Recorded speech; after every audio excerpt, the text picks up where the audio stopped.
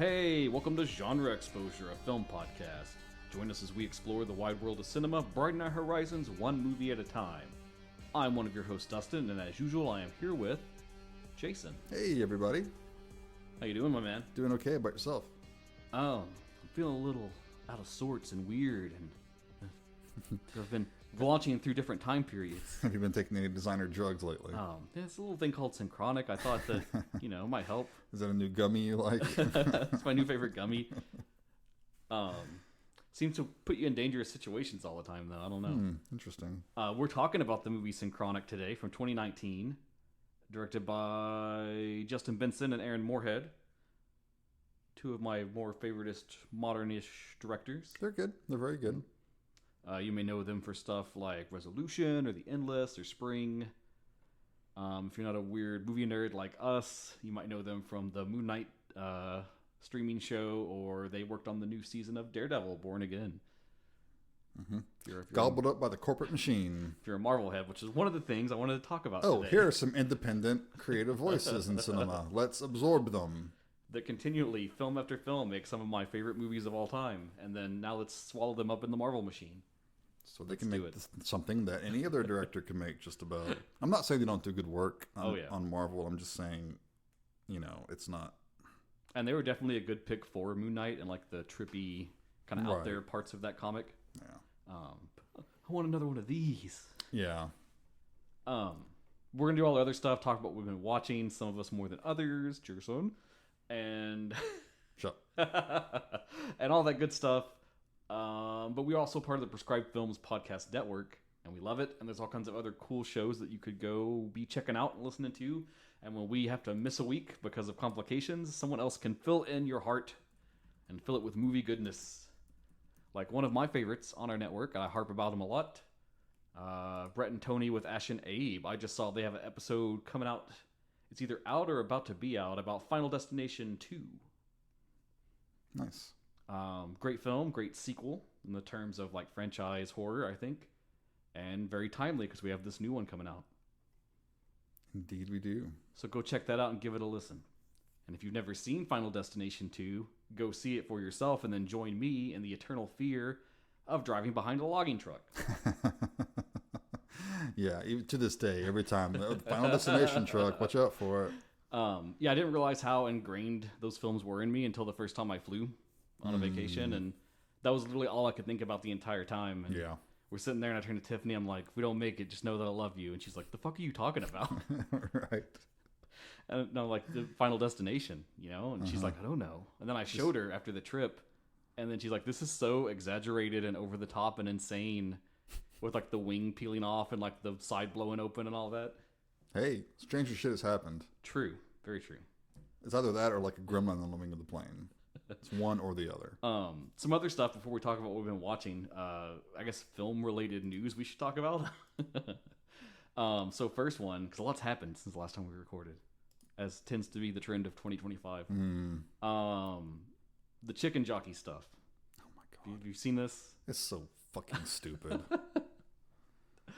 I mean, I don't begrudge anyone for having their little innocent pleasures, but this really seems like it's just...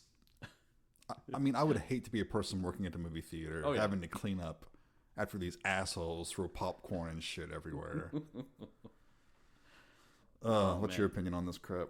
Yeah, it's frustrating because I've seen people try to defend it and compare it to like Rocky Horror, but it's like we built to that, and that's like a very focused thing and very like... Well, number one, it's not destructive usually to the theater. No, I mean it's messy, but it's not. They also expect it. Yeah, and they know once a month, and it's a rare like once a year occasion usually for most places. But to do this like every showing all the time in any theater until they like ultra crack down. Yeah, and then the degree that it's gone, like people getting body slammed, a live chicken being unleashed in the theater. It's like an Alice Cooper concert. And then like the price of a movie ticket, the price of a thing of popcorn. And then you buy it just to like sling it for one scene. Yeah. Oh man, hurts my soul. So I don't know. It's one of those things I keep saying like I'm going to defend the theater. I'm going to defend the theater. It's one more nail in the coffin of movie theaters. I'm sorry. Michael's out. You're pretty much out. Just about. Show me something worth going to go see, and I'll do it. Although I am interested in going to see Sinners, which I really want to see Sinners. I hear is really good. But yeah, it's just, I mean, it's just sad. not a good experience. Yeah. But I will say the flip side of this coin, I know it's a bad word these days, the word gatekeeping. But I also think that it exists for a reason. Some gates need to be kept. And some gates do need to be kept. And a lot of this would stop if you just called this shit out in the theater when you're there. Yeah. That's like the other flip of it. Like, if I'm in the theater, I don't tolerate that shit. If someone's talking, I'll literally be like, hey, shut the fuck up. Right. Yeah. And if they persist, I go get an usher. Or kick their ass. You know, they got two options. The movie theater is sacred and we should treat it as such, I guess is the point I'm trying to make. I agree completely. Cool. Other thing, movie tariffs. Yay! Yes. If Dear leader has decided that we must tariff all foreign films 100%. I didn't think I could get any more nervous than the tariff calculator coming up on Diabolic DVD when I realized it would impact all my import films. Yeah, no shit. And then they're saying, oh, let's like 100% tariff all foreign films. It's so fucking I'm like, stupid. what does that mean? How do you even do that? When most movies you get are going to be streamed. What are you tariffing? Yeah, it's a little odd. You know? He thinks he's living in the fucking 1920s or something. Jesus Christ. It's weird, and like all things, it's in flux. I don't think it's anything to super panic about. I just wanted to have a little laugh about it. No, it's one more example of fucking xenophobia and censorship. That's all it fucking is. But it does alarm me slightly because, again, I am obsessed with Japan, and right. if I suddenly have restricted access to Japanese cinema, that will like unnerve me. You should be alarmed. We should all be alarmed at a lot of different things. Probably the only, I guess, at the moment of us recording this silver lining is, I think, I don't remember who it was. Someone had a little like proposal they were bringing out to talk about it, and it was very like tax break focused more than like tariff focused. So maybe they can get them to shift in that direction. It's like what Georgia does. Yeah. It's like some states have, tax breaks, and so they bring the business there. That's all you need to fucking do, you know? I mean, when it dropped, I was talking to you and Michael about it, and I was like, Full Moon fucking bought like a whole street in a random Ohio town just to film horror movies there. Right. Let's incentivize that. Why not? Plus, some movies, are set in foreign countries. So they need to be filmed in foreign locations. And you're not going to make a new Sherlock Holmes and then set it in Detroit. Yeah. Or try to pass Detroit off like London. Right. Not going to happen. Oh, man. It's fun times. So what have you been watching? Okay. Take us away from this sadness. Right. So my happy place is the 80s. Mm-hmm. Particularly I go in my mind's eye and I am back in the horror aisle of a video rental store in the 80s. Hell yeah. That makes me happy. For sure. So I went and watched one I hadn't seen. One of the well, actually there's quite a few. One of the bottom barrels. Yeah. Called The Nest. Okay. From 1987. Vaguely know of that. If you hadn't seen it, you probably know the lurid poster art because it's like this girl in lingerie with a giant cockroach astride her. Yeah, I couldn't split my hate of bugs and my unchecked perversion, so I never watched it. That would probably cause a strange fetish in you. You probably shouldn't have watched it anyway. But yeah, it's one I never saw. Like, I would see the cover, I'd be like, oh, okay, maybe. Put it back, get something else. Rent Evil Dead for the 20th time. I mean, after we found Zombie Lake, that was like, anytime we could tag that one in. I mean, it's got that long, like, strip swimming scene, so. Yeah, exactly. It's all that movie is. But that and a lot of green paint. This is very Jaws-ish because it's about this kind of isolated town. It's this island town that is there's like this experiment going on for various reasons with the cockroaches, and it causes them to like crave human flesh. Oh, or any flesh really. They go out of their way. They're we talking like normal cockroaches? They are normal sized cockroaches. Yes, although minor spoiler, at the end we see something that is not a normal sized cockroach. Okay. But it's fairly gory. There's some pretty decent gore scenes, some likable characters. Unfortunately, there is some animal violence, which it's not real. Okay, but still, it's like to make there's a main lady scientist, and to make you hate her, she feeds a cat to these cockroaches. The fuck, dude? Yeah, I know. But then there's this really great scene where she's got cockroaches she's examining. She used the cat that trapped the cockroaches. She's examining in one of those airtight boxes, where she's got the latex glove things and all that, and she's looking at them. But they start biting through the gloves, and they're like biting her, and she's like almost enjoying it. She's like watching them like, oh, I can't believe they're biting through this. Oh, this is crazy. But she's not taking her hand out. So she's messed up. She's crazy. If you love 80s films and you like creature features, you know, you like if the cockroach segment of Creepshow is like your pinnacle of greatness, you'll enjoy this movie, I think. You could do a lot worse. It's a good lazy Saturday afternoon watch.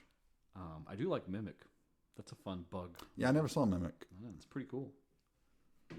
Okay. Do that again what else you been watching? Well, I got to sing the praises of Andor. Sure, I was expecting that. Yes. If you are not watching Andor and you like Star Wars and you're not completely anti-Disney, like some people I know who won't even give it a shot because of Disney, you should really watch it because it's the best Star Wars since...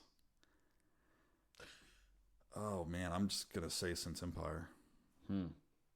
I really feel that way. I heard the rerun of Revenge of the Sith crushed it at the box office. I heard that too. I didn't go see it.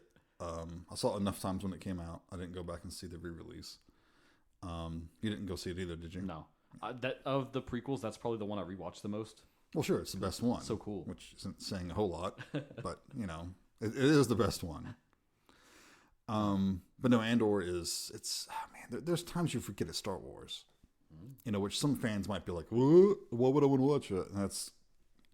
But then when something Star Wars happens, it's even more cool and intense. Like a stormtrooper shows up and you're actually threatened. You know, you feel, fear for the character. They become kind of scary again. It's just a really good story, great acting, great production design, great wardrobe. It's just cool. No, I think you're onto something there. I think about like the Marvel films. My very favorite one is Captain America: Winter Soldier, and I think that's such a good film because on its own, the plot is like a good political thriller movie, and it's just instead of shootouts, there's superhero moments. Yeah, it's one of the least superhero-y of all of them. Yeah, this is true. So I can totally see that angle for Andor. Yeah, I think you really should check it out, man. Maybe one day. I think you will dig it. It's good stuff. That part where he dies eventually, but. What does that matter? what does that matter? It doesn't matter. Oh, I just love to tease you about it. It's the journey, not the destination. It is, like our podcast. Exactly. Cool. All right, man. What have you been watching? So I'll start with movies. Sure. I was looking at the mini box sets that my life is being crushed under, and decided to watch some from that J-horror box set that Arrow released. All stuff I've seen, but I wanted to revisit them, so went for some Koji Shiraishi, which we love here on the show. First, I checked out from 2005, Noroi the Curse. Nice little found footage movie presented as like a fake documentary about a filmmaker who's investigating a paranormal incident that he stumbled upon and continues to pull on all the threads and go in different directions as it begins to link up with this ancient legend about a demon called Kagutaba. You've seen this, right? Yeah. Did we do an episode for the pod? No, we did a cult. Okay. Which is also a Koji Shiraishi found footage faux documentary about someone investigating a supernatural incident and pulling on all the threads and following down to the end. There are others similar. Yeah, I've seen Noroi. He's made a lot of these, and they're all great. I think this is the best. I think this is like one of the greatest found footage movies ever made. I just love how in the weeds you get exploring the story and like the lore that builds up as it goes and goes and goes. And there's like moments of scary stuff, but it's always kind of just like an eerie dread until the very end, and then they finally let it go full tilt, and it just has like a really good payoff at the end. There is some iffy CG at the end that kind of takes me out, though. There is, yeah. That's especially with found footage. I hate CG and found footage. Fucking hate it. For the time, for the budget, I'm sure that was all they could do. But yeah, that's the one little kind of flaw with it. And then I also checked out from 2007, Carved, the Slit-Mouthed Woman. You know, I started that not long ago, but I wasn't feeling it. I got like half an hour in and kind of stopped. It's not his best. Yeah. I'll say that. It's very much more like a studio film than kind of him just doing whatever he wanted. So it is traditionally shot. It's not found footage. It's got some like bigger name people in it. Like the actual Slit-Mouthed Woman is played by I lost it. Dame Judi Dench. I don't have it. But one of the other main characters is played by Eriko Sato, who was like a really famous model that then kind of spun out into being an actress. Was in a lot of films. Super gorgeous. Love her. It's a fun film. If you've never encountered the Slit-Mouthed woman, it's a really cool Japanese ghost story. And she's the one who like asks if she's pretty, right? Yep. It's usually a woman in like a dark trench coat and sometimes a hat, sometimes not, but she has like a medical mask on, hiding her face, and she'll kind of stumble into people on like an abandoned street or when you're cutting through an alleyway, and then ask if you think she's beautiful. And if you say no, there's different permutations, so that's the hard part. But, right. The big trick of it is like she's always beautiful at a glance. And so you're kind of predisposed to say yes, but then if you say yes, she removes the mask, and her mouth has like the Glasgow smile carved and all cut up and is super scary. Yeah. And then she says, "How about now?" and then pulls out scissors and chases you and tries to stab you to death. Very simple urban legendy type ghost story, and they kind of hook. It's also very shallow to be fishing for compliments like that. And yeah, I mean, what if she takes the mask off and you say, "Oh, you're still beautiful." Yeah, what if you're into that? I like your lovely smile. It's so big. And they try to hook it with like a very generic J-horror story of like family and their past. Yeah. And that's where it starts to kind of fall apart, is you have this cool thing, but then there's nothing really of substance behind it. Right.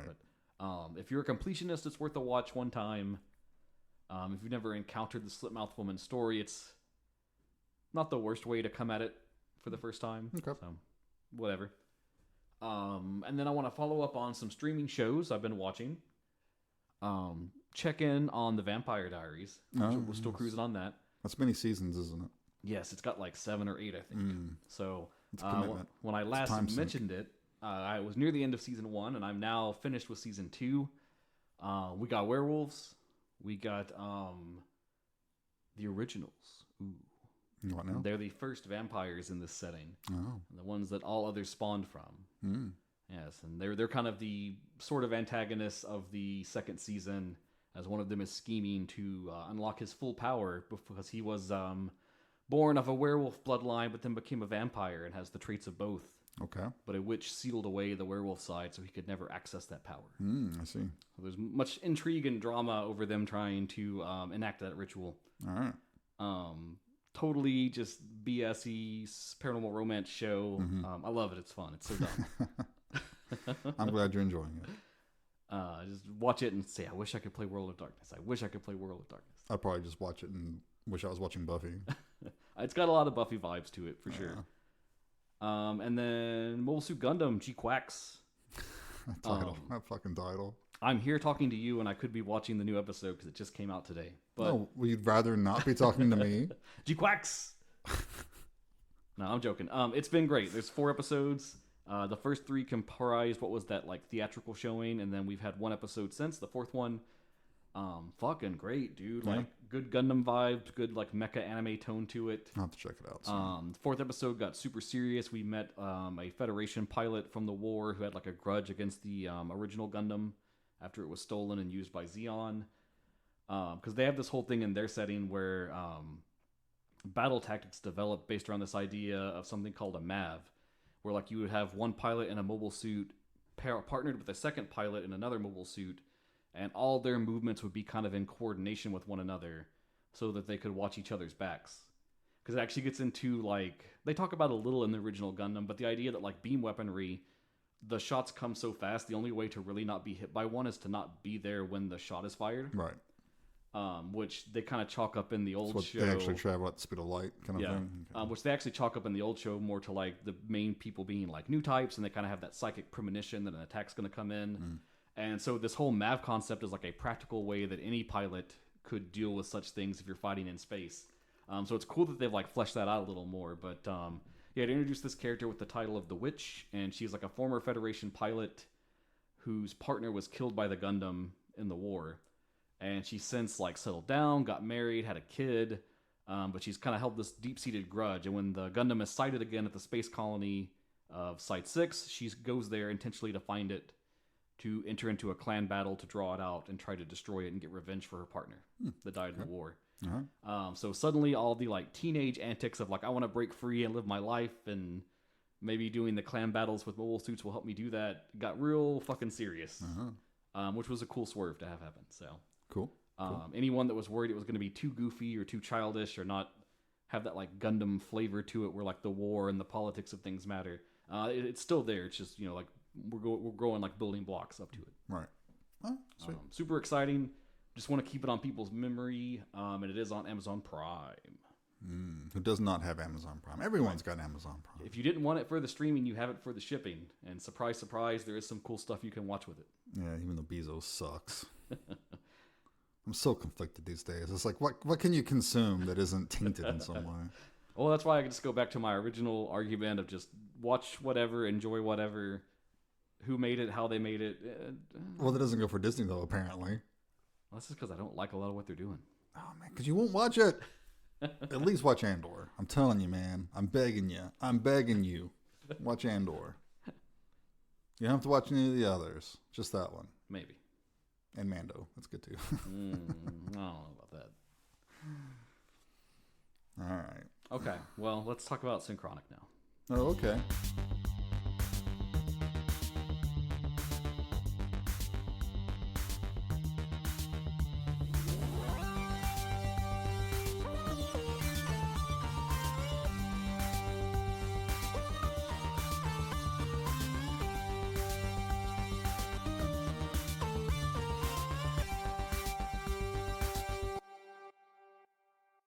Yes, so today we are talking about Synchronic from 2019, directed by Justin Benson and Aaron Morehead. I'll hit you right out the gate with the synopsis. Two New Orleans paramedics' lives are ripped apart after encountering a series of horrific deaths linked to a designer drug with bizarre, otherworldly effects. Nice and simple. Indeed. Now, Jason, in our time-honored tradition on this show, and it's even harder these days because IMDb had some kind of update and it's gotten weird. What genre is this film? Well, let's go to IMDb and see what they say. Sure. They say it's psychological horror. Uh-huh. Bullshit. It is not psychological horror. No. Time travel. I guess that's its own genre. I guess there's enough time travel movies that it should be. Sure. Yeah, Sure. Definitely time drama. Drama. Yeah. Okay. Everything's drama, though, honestly. Horror. Some spooky bits, but... Mystery. Sure. Sci-fi, definitely. Yeah. Thriller, yeah. I think this is more in the thriller sci-fi. Yeah. In the horror zone, I'm putting it decidedly at the border, at the thriller. Yeah, the Venn diagram, there's barely any intersection. Yeah. But it doesn't mean it's not good and worth watching. Yes. Wikipedia just calls it a sci-fi horror film. There you go. That's probably the easiest road. Although I really don't think horror applies. Sci-fi thriller. Sci-fi thriller. That's what I would call it. Yeah, sci-fi thriller. If I had enough clout to have some website that would... I wish you did. That'd be cool. You should work on that. So yeah, this movie. Now this is probably this was their last movie before they got swallowed up by the corporate It is, animal. Yeah. Moon Knight came out in 2022. I'm not certain they really did much between. Everything that's at least listed on Letterboxd is before then. Mm-hmm. So Now I still have not seen Spring or The Endless for some reason. I did see Resolution. I liked it pretty well. Oh wait, no, they had one movie, 2022, Something in the Dirt. I've not seen that one. Yeah, I don't know anything about that one. Interesting title though.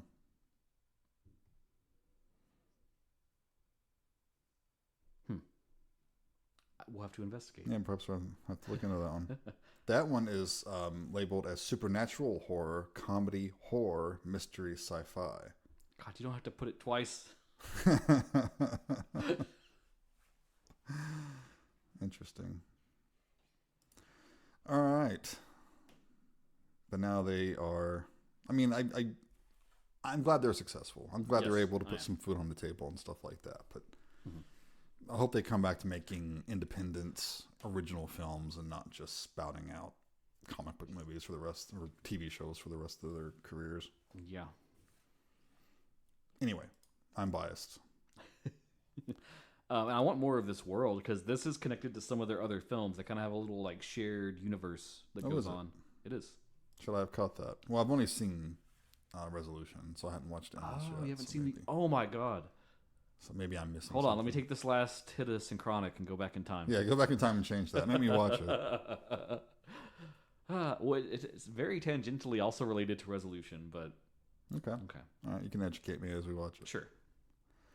So the movie pretty much opens with this couple. They're in a hotel room. Yeah, They're chilling. doing drugs. They're partying, They are partying. as they say. They take a pill that has an S on it. Yeah, It's a super pill. super pill. And then weird shit starts to happen. Yeah, The dude leaves the room. The woman stays, and it's like she's looking at the TV, but then all of a sudden it's like this plant. It's like a tree. the world kind of bleeds into another place. And I do like the effect they use when someone does, like, we find out it's time traveling in the future. Yeah. Because everything just sort of like melts. Yeah, like the it's real room cool. melts, and then like You're bit by there. bit, wherever you're going to starts to appear. And it's a pretty cool effect. I like it. It's very effective, Yeah. and it fits that idea of like a drug trip kind of vibe to it. Right. So she's like laying in the forest all of a sudden, and there's like this shaman-like dude with this Yeah. mask. It's very creepy. Yeah. And like the snake's coming up to her. And the guy, he goes to the elevator, but he opens up the door, and then it's like this desert. Just expansive as far as the eye can see. Yeah, beast out before him. And like he steps out and just like fucking falls. Yep, drops. And that's when we get the title and all that stuff. And then we meet our leads, which is The let's two see. paramedics. Two paramedics. Anthony Mackie plays Steve Danube. And then Jamie Dornan is Dennis Danley. Yes. And they're best bros. They're best bros. They work together. They're answering a call at this rundown house in this, I think it's the same neighborhood that Barbarian was set in. It looks like it, yeah. Dude, that would be cool. There's a shared universe for you. But yeah, there's this girl who greets them, and she's stoned out of her mind, apparently. She's gone. Yeah. So this dude has been stabbed. He's bleeding in the living room. And then a girl is OD'd. And they're told that it's on heroin, Allegedly. And they're like doing their thing. And you know what? I want to say something about this scene. It's actually pretty accurate, it felt like, in Yeah. that, like, how they responded, other than the fact that everyone is, like, super fucking cynical, including the cops. I mean, I guess if you do this enough time, you Yeah. probably do get fucking cynical. They actually, like, did the things right as far as, like, they tried to, like, Narcan her and stuff. Find out what she's on. Bring her all out that of the stuff, overdose. But he's also searching her pockets to see what kind of drugs maybe she's Right. got some left, and he pricks himself. Yeah. She has a needle in her pocket. Yeah. Accidentally pricked. And, But yeah, cops show up. Someone called them. They showed up, and they almost get shot for their troubles. Yeah, because it was like an emergency call, so the one dude showed up, like, not in his normal attire or anything. Yeah. So the guy bleeding on the floor, apparently he was run through with a sword. Yeah. And they immediately are kind of like, who the fuck has a sword? Yeah, they're looking around. There's no weapon on the floor or anything. And also, when Steve, Anthony Mackie's character, is administering his stuff to the OD victim, he sees like there's like this shrine-like thing in the corner, and it says "Time is a lie" on the wall. Very cool. But before they leave, Steve hears this clink on the floor and picks up this coin that looks like it's been like melted or something. Yeah. One side, it's clear it's some kind of old coin, but Yeah. then the back side's kind of like it's been like you put it in like a forge or something to try to melt it down, and you like started but then stopped. Right, yeah. And after they leave, the cops find in the closet this strange-looking sword. Yeah. Looks like the kind of thing you'd go to like one of those sketchy. It looks like a mall ninja yeah, weapon. like a mall ninja weapon. Yep. I was thinking when it's like the strip mall and there's the stairs that go down and there's one like basement store and it's the store that has like replica swords and nunchucks All the and Klingon-looking and, daggers and shit Yeah. like that. Yeah. This is not a batleth. It's some knockoff batleth. So we find out a little bit about our characters.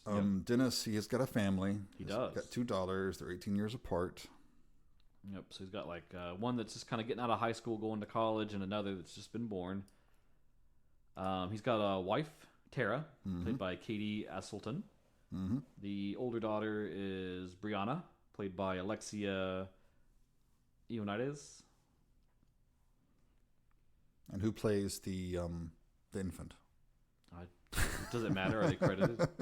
Do we even see them? I don't remember. We do briefly because he's holding the baby at the party and Oh, the yeah, baby yeah. starts to cry.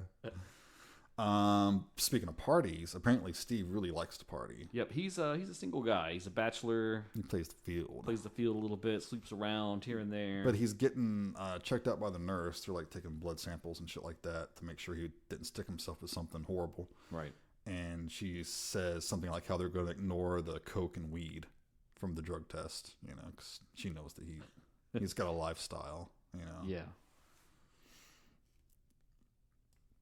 So at this party that they're at, they're having this outdoor party and some more like background information on them. Yeah, what we learn is that Dennis, his relationship with his wife is kind of like rocky. Mm-hmm. Not like really bad. Like it almost feels like it's more on his end than anything. Right. Kind of like there's a sense of like he has a little regret. Like he's wondering like, was this the right choice? Sure, and throwing in a baby like 18 years after your first Yeah. kid, that's got to be a fucking curveball. And then some of it too, and I mean, this is like a thing you even see in like people that work in these kind of fields, like with paramedics and stuff, like the amount of stress and everything else that you go through in the line of duty. Yeah. That's a big thing that can wear on you too. Yeah, try not to carry that through the family life. So he kind of looks to Steve and he's like, you know, you got it all figured out. You're single. You got no attachments. Everything's great for you. And, you know, Steve kind of sees it the other way. And he was like, I would give anything to have what you have, to have like one dedicated person that really loved me, that stood by me. Right. Kids that I love, care about. We learned that Steve's very close with Brianna. He's kind of like, I guess you'd say like a stepfather or something to her. Godfather, probably. She kind of opens up to him a little more because she guys, you know, it's not her dad, not direct family, so she feels like she can open up to him a little more. Yeah, she's about to tell him something too, and she's sitting on this rock in the middle of this park, and they do kind of linger on some of the graffiti that's like chiseled into this rock. Yeah, people writing their names and stuff and things like that. And the graffiti it's all ways, but 2 L's. So anyway, she's like about to tell him something that seems kind of serious, but he gets a phone call and has to step away. Yep. It's the doctor's office. They have his test results. Yeah. And while he is fine as far as the needle stick goes, they learned a few other things about him. Yeah. A couple scenes later, he goes to the doctor, and he's got a tumor on his pineal gland. Yes. Which he's also informed that his pineal gland, oddly, is rather like smooth. It's not calcified like the doctor says most adults get. Yeah, most adults, it becomes very calcified eventually. He's obviously been hanging around the resonator a lot, and he should really watch that shit out because other beings in other dimensions will see him and come after him and attack him. It's amazing he hasn't died yet and gotten his head bitten off like a gingerbread man. Well, don't worry. They're taking the fluoride out of the water, so we're going to fix this.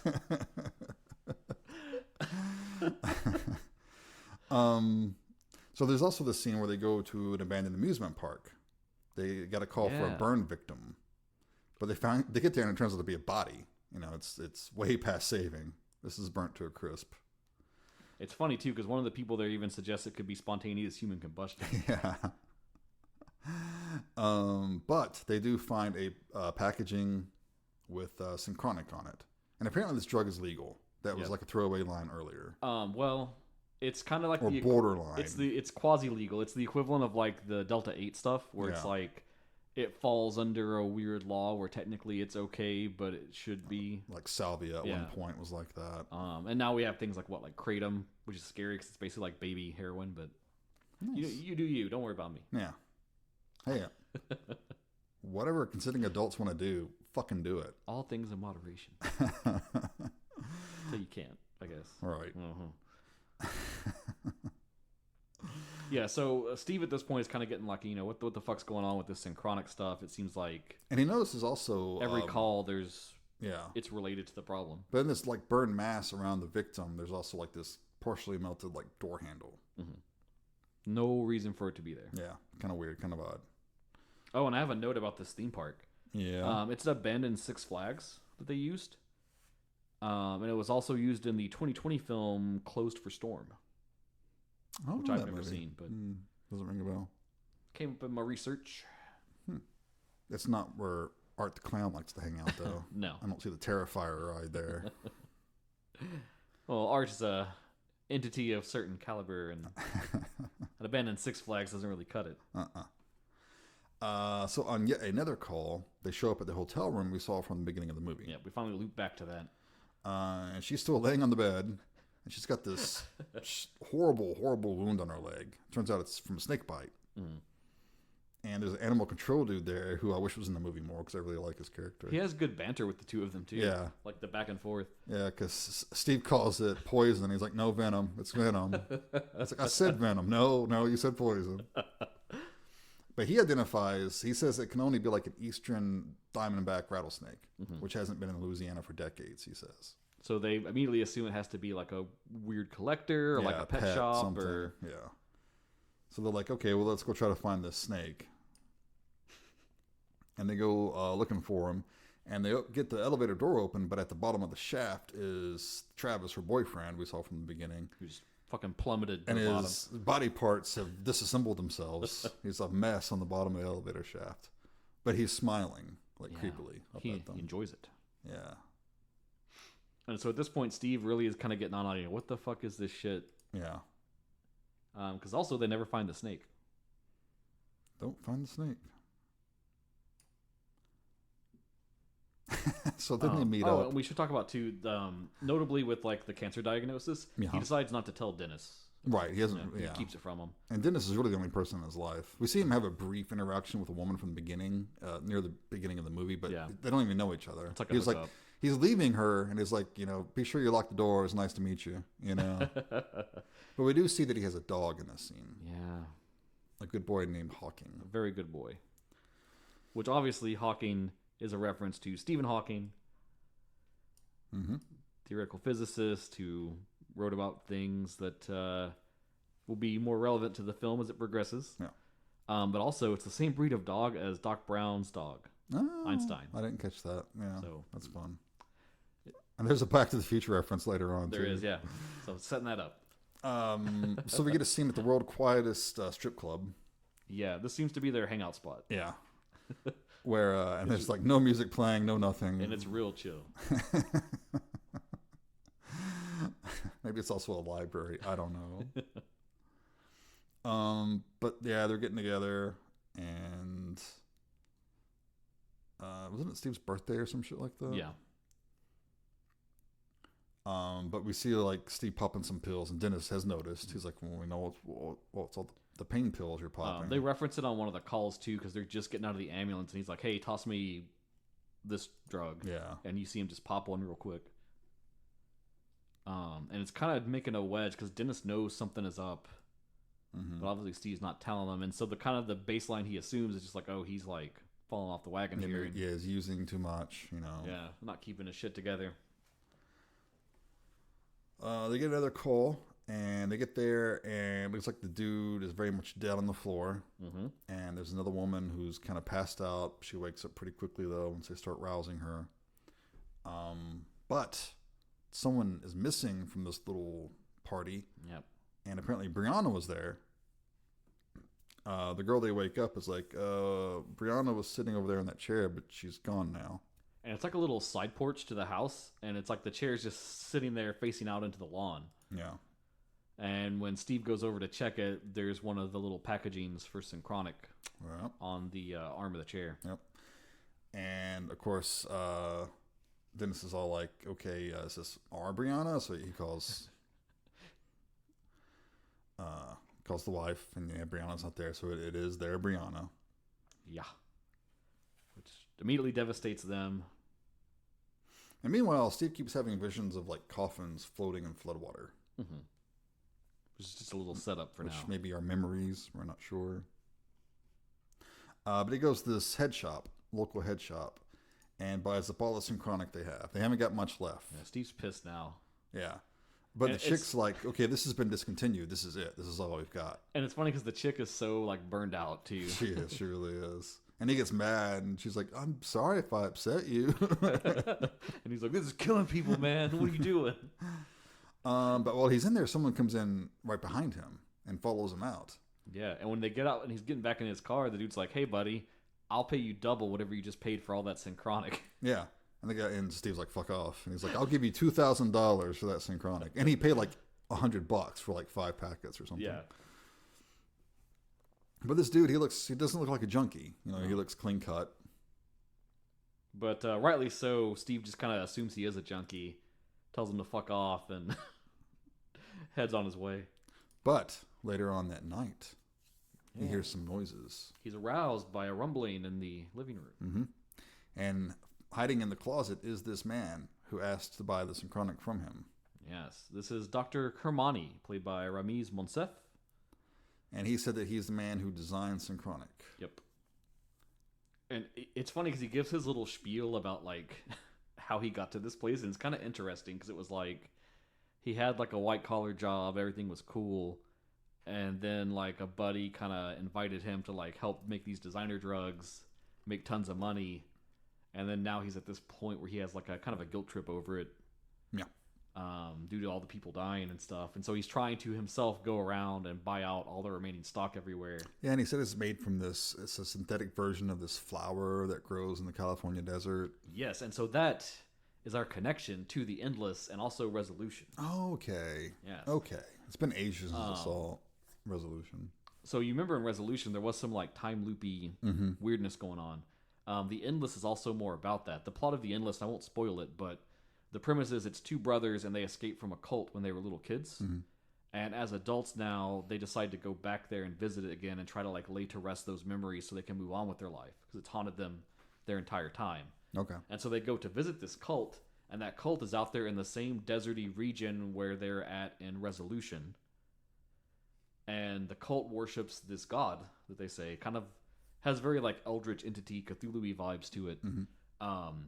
But one of the things they say they do in worship with this god is they take those flowers and smoke them, and then it gives them visions imparted by the god. Okay. And as you learn more about this entity over the course of the film, you learn that it can kind of control time. So that's an interesting connection that then... So it's basically Yog-Sothoth. Kind of, yeah. Okay. In so many words. All right. Dude, you need to watch The Endless. Like, okay, I do. I know top of your watch list right now. I'll crank it up there. Yeah, so Kermani is trying to find all the Synchronic he can because he wants it. He knows it's killing people. And he actually just says that it allows the person to travel through time, travels backward in time. Yeah, he says it acts on the pineal gland and it kind of warps your perception and then lets you go in time. And he says because most adults, their gland is calcified, they can't actually like interact. It's more like you're there as like a ghost kind of watching everything happen. Yeah. But for younger people, children, young adults, they can actually interact with the past when they go. And he has kind of a cool explanation for time because he uses the example of a record. Yeah. And he says like, you know, all the grooves is time, and when you put the needle down, it's like you're just choosing that point in time. But all the others stuff, are options. Yeah. That's all still there. It's not. It's always there. Yeah. But Steve says, "No, flush that shit. I don't have it." But after Kermani leaves, you see that it's just in his wastebasket, so it's still there. Yeah, and he kind of makes the jump of like, if she took Synchronic, she's young, she could be lost in the past. Yeah, because there's no body here in the present. Right.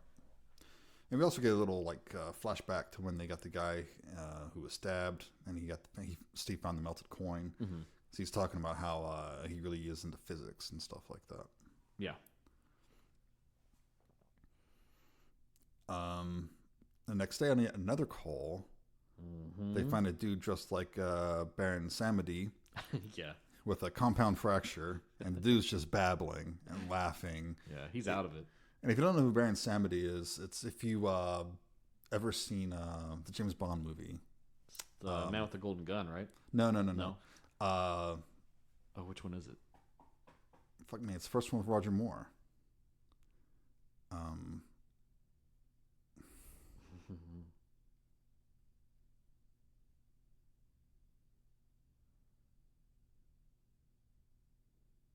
Live and Let Die. Live and Let Die. Live and Let Die. Yeah. So if you've ever seen Live and Let Die, one of the main baddies is dressed up like Baron Samedi. He's the guy who's always laughing and stuff. He gets thrown into a coffin full of snakes. Oh, I actually know why I thought it was Man with the Golden Gun. In the GoldenEye video game for Nintendo 64, he appears in the bonus stage that's set in Egypt that blends the Baron Samedi stuff with the Golden Gun stuff. Oh, okay. Together. Cool. All right. Getting my Bond lore mixed up. It's easy to do. There's been quite a few of them. Anyway. So yeah, this dude's laughing. He doesn't even care about his compound fracture. So they're hauling him out of there. And also it's like they say something like he fell from a height, but they're looking, there's nowhere he could have fallen from. It doesn't add up. Yeah. But they're coming out, and the two come to blows because Dennis is accusing Steve of basically dipping into their drugs and stuff like that. Something a little stronger and a little more restricted is missing from the ambulance. And he's saying you're going to get somebody killed. They fight for a bit, but the ambulance driver comes out and breaks them up. Which is funny because they joke about that driver a lot. Like, they shit talk him. Yeah, this is like the only time we've seen him. Yeah. And so, they kind of have a falling out, and Steve kind of just goes on his own for a little bit. Mm-hmm. Yeah, there's a scene where he's watching the news, and they're talking about Brianna, and they're saying that it was bath salts that she was taking. Yeah. He's like, man, it's not bath salts. Yeah, it's not bath salts. It's Synchronic. But he's got those pills, and he decides, hey, I'm going to take one. I'm going to see what this is like. I'm going to see what happens. Yep. And he's very practiced with the way he does this. Like, he makes video diaries. He documents like every little aspect of what's going on. Yeah, once he figures out what's happening, because the first time he takes it, he's sitting on his couch, and then everything starts to get all melty and shit, and suddenly he's in a swamp. Mm-hmm. Which they're in New Orleans, so right. Tracks. But like he goes from being in his house to a swamp. And he's like looking around, like touching the trees, not sure if this is real or not. And then we see this gator coming at him in the water. So he's like, oh shit, oh fuck, what do I do? Then we see a guy behind him, just like a conquistador. And the dude sees Steve and he's calling him a ghost. Yeah. And he draws his sword and he starts running at him to attack him. And Steve's kind of backing up, and then suddenly he's back in the present. But he looks down and he sees where the mark that the sword made when it was coming down, it slashed into his floor. Yep.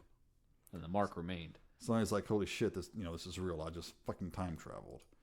So yeah, that's when he starts making all the videos and stuff, which for me was my favorite part of the movie. Oh yeah, for sure. He does a lot of experimenting. He learns that the point where you take it affects what time period you go into. Yep. And there's no real way to track it other than just to try it and then document it. Exactly. I think one of the other notable ones, he runs into like some Ku Klux Klan members the one time. Yeah, there's some rules that he establishes. He says that, there's a thing about being in a specific place, and also it's 7 minutes. Mm-hmm. Like you're gone for about 7 minutes. And which it really makes me think of. It's not ayahuasca. It's some one of those drugs that's like a psychedelic and it only lasts for like 5 minutes or so. Salvia is like salvia. That. Yeah, that's what I was thinking. Yeah, it's fairly intense, but it's only going to be like 10 minutes or so. And he's recording himself, and he takes the pill, and he starts like shimmering, and then poof, he's gone. You really see him like poof out. Mm-hmm. And then he shows up in this snowy wasteland, and he's basically freezing to death. And he pops back in, and we see him like in a hot bath and shit like that. And that's where he realizes that where you stand makes the difference. And then we see him going back. He's like marking on the floor with tape. He stands in the same spot. He's dressed in winter clothing, and he's carrying a bundle of wood this time. And he goes back, and he's got his fire going, and he's sitting there. And then like he sees a mammoth at one point in the distance. And then I guess not Neanderthal probably, but caveman. Yeah. Comes up, and he's he touches him with the tip of his spear, I guess, to make sure he's even real. Mm-hmm. And then Steve's like inviting him down to enjoy the fire, and they do. But then he comes back and he's wondering why Brianna did not return, like he did. Yeah. And later on, he's driving around and he hears over the radio about the apparent suicide by cyanide of Dr. Kamani. Yeah. Not an easy way to go.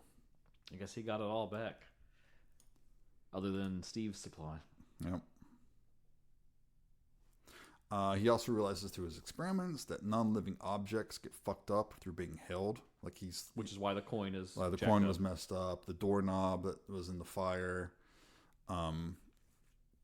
he realizes that you could bring something back with you, but if it's non-living, it's going to get... Yeah.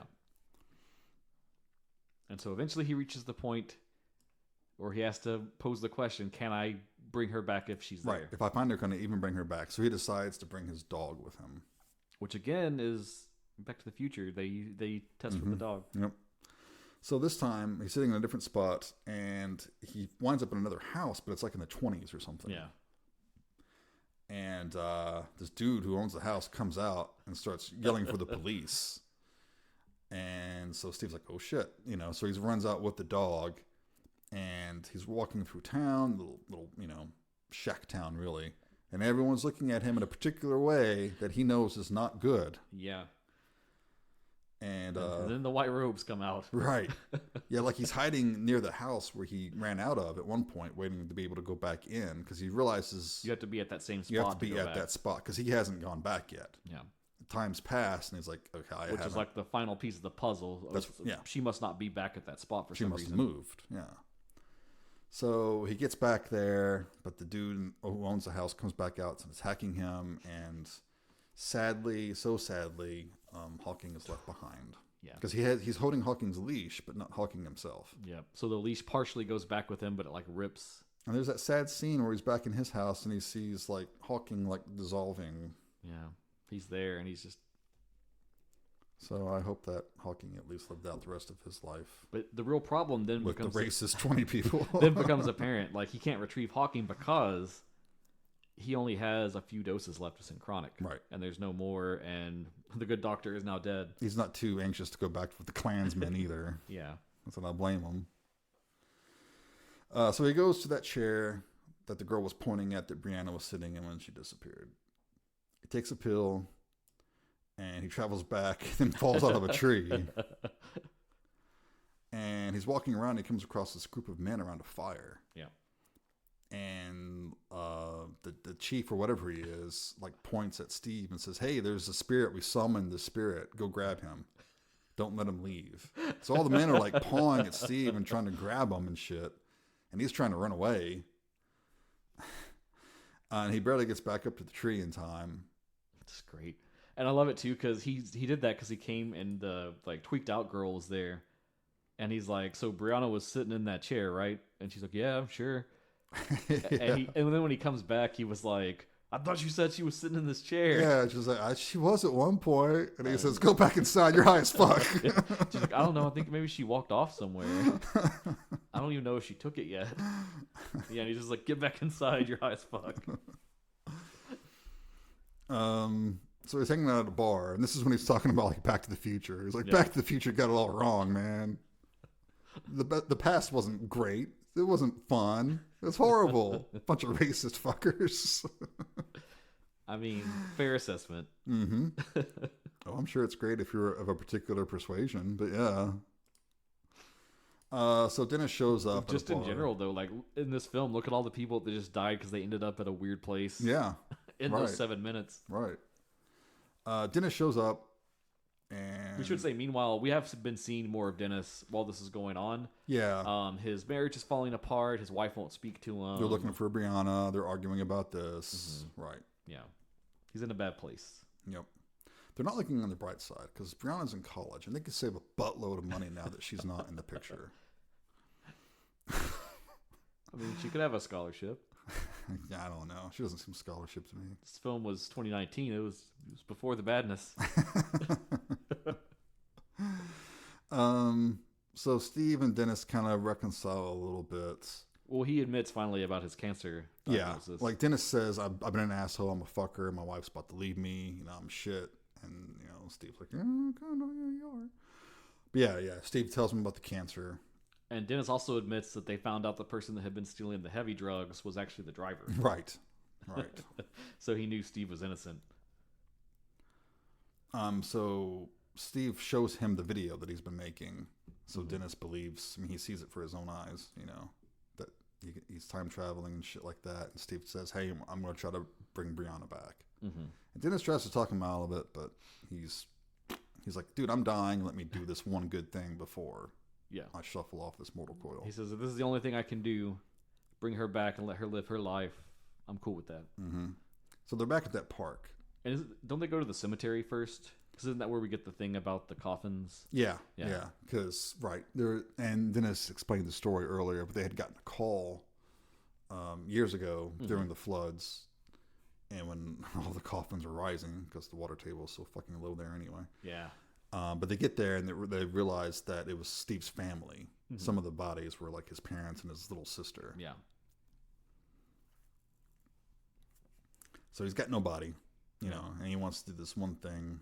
Well, that's the thing is like Dennis and Brianna, they kind of have become his family. Right. In a way. Yeah.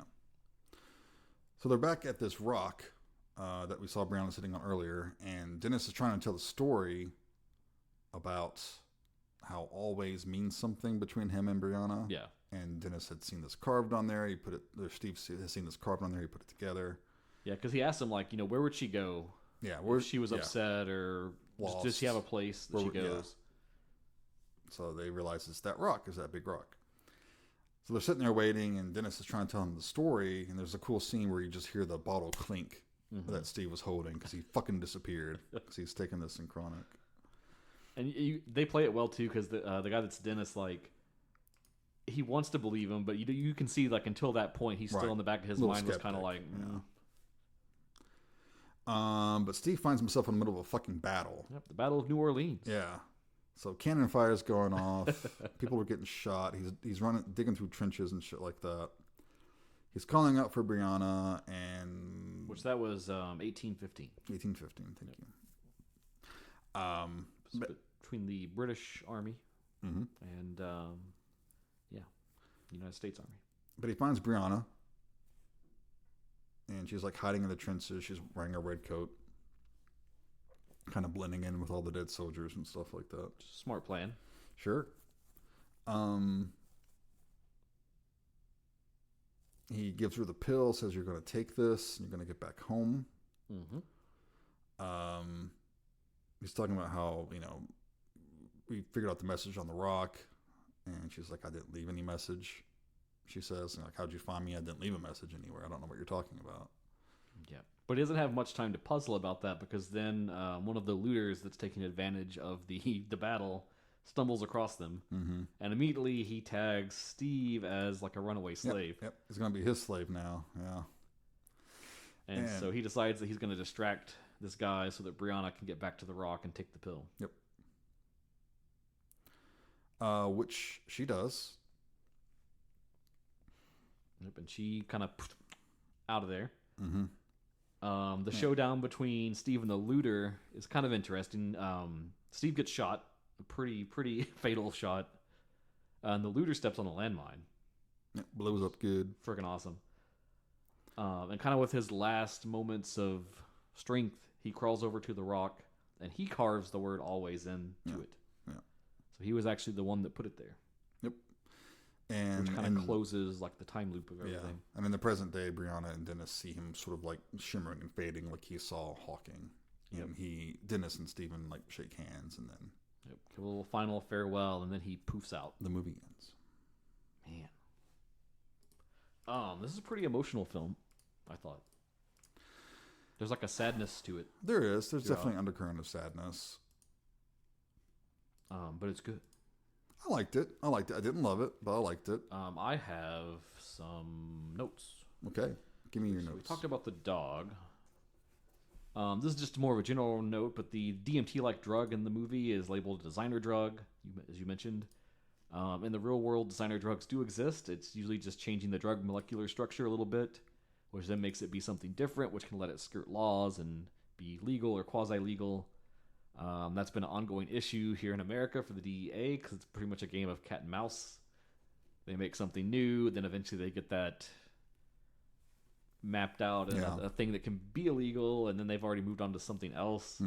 I think right now, like the latest and greatest is something called pink cocaine, which actually has no cocaine in it at all. It's just a mashup of different research chemicals. There's some fun references in the film. So we talked about that Six Flags. There's a part kind of about the middle of the film. It's one of the times when Steve and Dennis are kind of just walking and chatting, and they're in New Orleans Garden District, and they stop on the curb and kind of talk.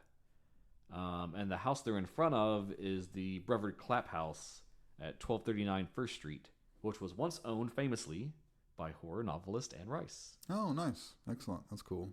Yeah. I was distracted by the house. Yeah. It's got a very, like, gothic-y... Yeah, and I did start thinking about Interview with the Vampire, too. So that's cool. There's a cool little, like, film trick they do when he goes back to the Battle of New Orleans. When he's crawling through the trenches and he's moving past all those bodies, you know, some are alive and they're just kind of shuddering and some are dead. At one point he stops and he looks up at the night sky. And when he's doing that, the person that's right beside him, it's Dennis, but it's clearly like Dennis playing, like, I don't know if it would be his ancestor or what, but it's... Yeah, I was wondering if that was supposed to be Dennis, because I'm like, isn't it Dennis? Yeah. Very But the way it's framed, they're like both looking up at the night sky, even though one of them's dead. Yeah. Which is like an interesting thing, because, you know, he's about to die. Yeah. And Dennis was kind of dead in a sense with everything that had happened. Yeah. Cool, like, metaphoric imagery going on. Some other references. So we talked about the big connection to The Endless, which you need to watch. I do. The scene when Steve travels back and there's that shaman and he thinks they've summoned a ghost. Mm-hmm. He's got this wooden rod that's like his blasting rod or whatever. Implement for the magic they're doing. It looks almost identical to one of the time travel portals that shows up in The Endless. Oh. Like the shape and outline of it. Okay. Yeah. Worshipping the same god, perhaps. Yeah. It's all connected. He's the key and the gate. And yeah, and other than that, I just have some technical stuff. It had its world premiere at the 2019 Toronto International Film Festival, where it had a lot of accolades out of that. It got picked up and released in October 23rd, 2020 by Wogo USA. And it did get a wide release. I remember seeing trailers for it and stuff. It was kind of their first like big release for them. Because most of their other stuff, like I know The Endless, like it was a festival darling, and then it went right to Blu-ray and streaming. Yeah. And then what do other people think about it? Of course, we always are curious. Rotten Tomatoes, it currently has a rating of 79%. Not bad. With an average rating of 6.8 out of 10. Critical consensus, someone said, Synchronic sets off on an intriguingly idiosyncratic journey that should satisfy fans of the director's earlier works. Which I think is a fair assessment. It is. Well, what'd you think of it? I really, really love this film. I love the tone of it, the vibe, that it had this like sad, somber, slow-paced thing. Mm-hmm. Like a lot of the, like if we talk about the plot, like if you go look at like the Wikipedia plot summary, it's really short, and that's because a lot of the first part of the film is just like these vignettes of calls that they get, and they're just slowly building the blocks of like the Synchronic stuff, putting pieces together while establishing the two characters.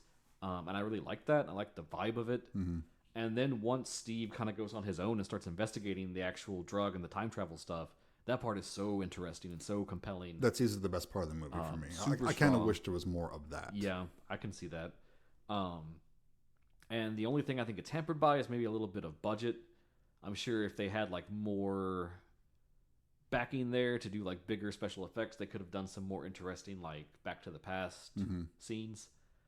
Like the caveman era part is really cool, but like they make the mammoth like super far off, distant, you know, to kind of cover up that it's like a CG mammoth thing. But it's just really cool, really awesome premise. And then the ending, that sacrifice, man. Anthony Mackie is such a great actor. Yeah, he's really good. And I feel like he goes forgotten a little bit because he's just like the Falcon, and now he's Captain America. But we don't get to stretch his dramatic chops as much as in this movie. So it's fucking awesome to see him in something like this and see him really like go to some heavy emotions that you just don't get that in like a Marvel movie. No one's gonna have like the crushing weight of, oh God, I've wasted my life and now I'm dying of cancer, and how can I do one meaningful thing before I'm dead? I mean, that gets into stuff like I think of Kurosawa's Ikiru. Have you ever seen that? I've not. It's about a guy who gets like a terminal cancer diagnosis, and then it's all about how he decides to spend like the last week of his life and what he does. And cool. So I like it. I like when they reach to go do something like that. Sure. Only critical things I would say is, again, I think, like, again, if they had better budget, they could do more with the effects and maybe make the time travel parts cooler. Not that they need to be, just that they could be. Yeah. And then I think the ending is like, it's satisfying, but it's also almost a little too abrupt in a way. I just know when it stopped, I had that feeling in my heart, like I wanted just a little more somehow. I don't know if it was to see like one more scene of Dennis and his family, or maybe Brianna going off to college, or... I like the ending. I like that it ends on them just shaking hands. I'm cool with that. I don't need to see anything else. So all in all, I gave this one 4 out of 5. 4 out of 5. Okay. All right. Now, where are you at, my friend? I enjoyed it. I liked it. It's a well-made movie. It's well done. I agree. I really like Anthony Mackie in this. Oh yeah, the guy who plays Dennis. What was his name again? He's good. He's just, I don't find any Jamie Dornan. I don't find any of the other characters quite as interesting as Anthony Mackie's. Agreed. He's definitely the main character. And I think it hurts the movie a little bit, especially because Brianna. I don't really care about Brianna. I don't know how much I'm supposed to care. It's almost like she's the daughter of his friend, so we're supposed to care. It would have been nice if I liked her a little bit more. I think it's when they're talking at the Rock, they're really trying to sell you on like that they have a close connection. Yeah, I don't because know. there's another part. It's at his house, and you see it early in the film. The tree that's just outside his window has like a heart. Yeah, and it has I think it's S and B. And so I thought that was supposed to be like Steve and Brianna, like she was there playing one time and they did that or something. And I don't know. Maybe I'm reading too much into it. Maybe there's. Well, I'm not going to go there. But I don't know. I just didn't really care about her. I don't know. I don't know if it was the actress, her performance, the way it was written. I don't know. No, that doesn't mean she's not worth saving. True. But I think it would have given a bit more oomph to it, more impetus if I actually kind of liked her. What if they had made this after Marvel scouted them and they used that clout to have Dennis played by Mr. Captain America himself? Oh, well. Okay. Well, now you got me. Right, because those two already have a good dynamic. Chemistry, yeah. And I'm not saying Jamie Dornan wasn't good. He was. Because he's supposed to play an asshole and kind of, Because kind of his arc in the film is he doesn't appreciate what he has in life. Yeah. And the wife, Tara, I mean, she's your put upon typical wife in all these movies. The same thankless fucking role. It's... we don't get a lot of her perspective or anything. So that's definitely the weakest part of the movie for me. I love all the trippy drugginess. Oh, yeah. I almost wish the family wasn't in it. I wish it was almost just Steve. I mean, what would he go back in time to save? I don't know. Maybe it could have been like, maybe a frequent flyer he encounters on his, journeys as EMT and all that. And then she disappears, and he's like, well, I want to save her. I want to do one good thing. I don't know. I feel like the family isn't needed. Like, that character could have been almost anybody. Because I really love the stuff where it's him, and he's just videoing himself. Sure. Trying to figure... I love scenes where people are trying to figure out how things work. And you're getting rules. Yeah. Those are the best. I love that shit. Eat that shit up. I would have even been okay if he sacrifices himself just to go back and save his fucking dog. I can relate to that. So I would have liked a little bit more of that and less of the family histrionics, more maudlin stuff. Okay. But that's me. What'd you give it? I give it 3.5. Okay. So we're not too far off. Not too far our off. Hearts. I was wavering between 3 and 3.5, but the good stuff's really good. Yeah. When it hits, it's like a 5-star film. Yeah. It's not that consistent throughout. And also, it doesn't fucking overstay its welcome. It's like an hour 41. 101 minutes. It's good run time. Yep. I like it. Yeah, because even when I said like I wanted a little more at the end, I don't even want like 5 minutes. It's like another minute. Yeah, I don't even need it because I don't like the family. It's like Steve's story's done. It's done. The movie's over. It's a good place to stop it. That's fair. I'll give you that. So yeah, good flick, good recommendation. Great film, easy watch. It's on what, Tubi? Yeah. I watched it on Prime. It's free. Oh, cool. Yeah. Easy to get at, easy to watch. No enjoyable. commercials on Prime. There can be. Not if you pay the upper tier, which of course I do, because fuck commercials. So here's what I want to end this on before we look to the future. Mm-hmm. Hypothetical question: would you take Synchronic? No. No. No. Why? Because past sucks. I like it. I like that answer. What do you think? You know, the idea of it is so cool, but I think the risk is too high. Yeah, it's totally not worth the risk. That would keep me away. Yeah, and depending where you wind up, Yeah. I mean, fuck. Just based on when you wind up, you may not be able to eat the fucking food. It could literally kill you, you know? And I say that as someone in a position of, in the scope of this drug, I would be more privileged, and that I'm a white dude. Right.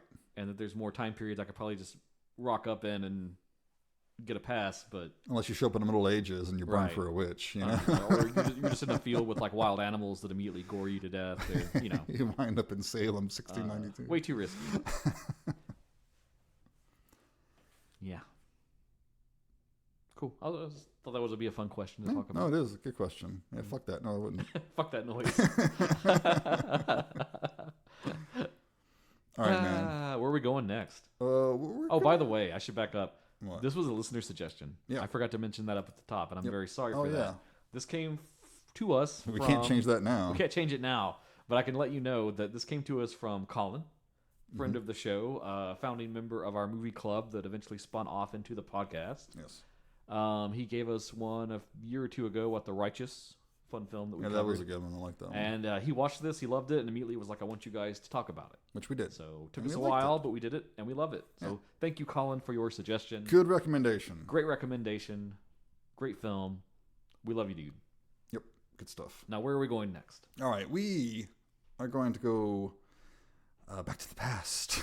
Okay. Got your final dose of Synchronic ready? We're going back to 2008. Okay. We're going back to England Sure. for a movie called The Cottage. The Cottage. Directed by Paul Andrew Williams. Yeah, you mentioned this before we started, and I know none of his films. Yeah, he hasn't done that much. Well, I recognize the cover of Cherry Tree Lane, but Yes. that's about it. It stars Andy Serkis. Okay. I'm cool with that. And yeah, I love Andy Serkis. He's really, I mean, he's been getting more accolades in recent years. I bet it's a bit part because it says Villager with Dog, but Doug Bradley is in this. Yes. Yes. Yeah, it is a fairly small part, but it's a nice little nod. Hey, anytime I can get some Doug Bradley, I'm good. I'll give you the synopsis here. Let's go. A woman is kidnapped for ransom and brought to a rural English cottage. David and his two henchmen find that they have much more to worry about than her crime boss stepdad. Oh, so we got a kidnapping, we got a crime boss, and we got something else. Something else. Okay. Yeah. I like stuff like that. Mm-hmm. Did you ever see the pretty low budgeted horror western Dead Birds? Never saw it. Cool film. It's about some Wild West shootout kind of thing. Bank robbers, they rob a bank, they go to an abandoned farmhouse to chill at, they think everything's going to be good, and it's fucking haunted. Oh, shit. And then just go from there. Oh, yeah, that has Henry Thomas in it. Yeah. He's really good. That was just the first thing I thought of when you tossed that premise at me. Interesting. Cool. Okay. But I'm interested in this. I could give this a watch. I hope you like it. It is How can we get at it? easy to find streaming. It's on Amazon, Apple. It looks like you do have to pay for it. I don't see it streaming anywhere for free. Breaking my balls over here. Well, worst case scenario, if you go to a half price books, they probably have a DVD there for like $3. Oh, you mean it's not worth any more than that? I don't think any DVD is worth much more than that, unless that's the only way to find it. The owner of every half price books is probably furiously checking eBay, and they're like, "Fuck it, drop by another 10 cents." But this is a movie that I think does not get enough love, and we'll see what you think. We'll see what the listeners think. Maybe I'm wrong, but I don't hear anyone talking about this one, and I like it a lot. Okay. Well, that's kind of our thing, is talking about stuff no one wants to talk about. Yeah. Let's do it. Yeah. I like it. Cool. So thanks for listening. Thanks for bearing with us through our little delay as we got lost in time and space. Whoa. Prepping up for Synchronic. Last time I did designer drugs. What was I saying? Oh yeah. Let us know what you've been watching. Let us know what you think is cool. Let us know what drugs you've been taking. Let us know what drugs you've been taking, where you got them, how you got them. We're not narcs. Can you hook us up? Send us your movie recommendations. We still take them. We will pepper them in sparingly because we don't have a lot in the backlog anymore. But we're eager for them. We're happy to take them. If you've seen Synchronic, let us know what you thought about it. Did you like it? Did you dig it? Did you have a fun time? Do you want more of the endless verse like I do? Let us know. If you happen to be Justin Benson or Aaron Morehead and you're somehow deciding to listen to this, please, another movie. Please. Yeah. Don't just only do Marvel stuff. The Marvel stuff is good, actually. I thought Moon Knight was pretty cool. Use all that great Marvel movie money, show money to do something small. You are so much more. Yeah. And you can hit us up on Facebook, on Instagram, on Twitter, or you could email us your thoughts, which we would be happy to read and learn about at genreexposure@gmail.com. Otherwise, all things said, you have been listening to Genre Exposure. Bye, everyone. Take care.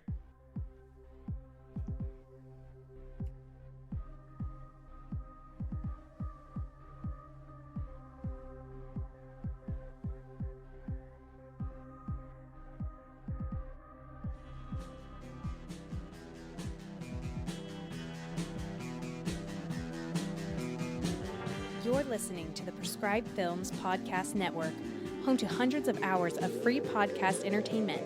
The shows on this network all have a common goal, providing you with the best discussions about movies and other forms of entertainment media. The PFPN hopes to fill your earholes with audio joy. Visit our website with links to all the other amazing shows at www.thepfpn.com. Thanks for listening.